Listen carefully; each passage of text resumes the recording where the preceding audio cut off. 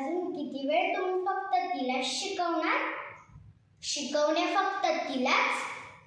ती शिकली नव्हती तेव्हाही आणि आज ती शिकून मोठी झालीये तरीही शिकवण्या फक्त तिलाच.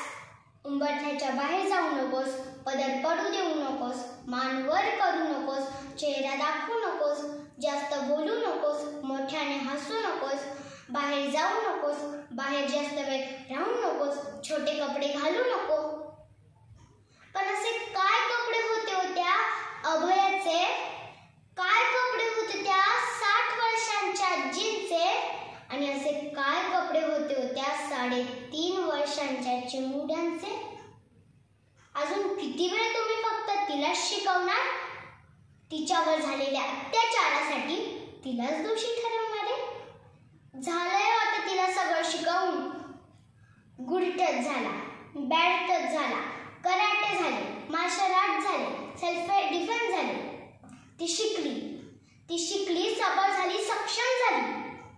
गरज नव्हती कधी तिला शिकवण्याची, गरज आहे ती त्याला घडवण्याची, संस्कार करण्याची, नजर सुधारण्याची, मानसिकता बदलण्याची. आळा घाला अशा वृत्तींना, ठेचा अशा प्रवृत्तींना आणि आठवा माझ्या छत्रपती शिवरायांना. कारण जो बाईबद्दल वाकडा विचार करेल माझा राजा त्याचा चौरंगा करेल. बाई म्हणून बघता येत नसेल तर आई म्हणून बघा. बाई म्हणून बघता येत नसेल ना तर आई म्हणून बघा. पुरुष म्हणून बघता येत नसेल तर माणूस होऊन बघा. माणूस होऊन बघा.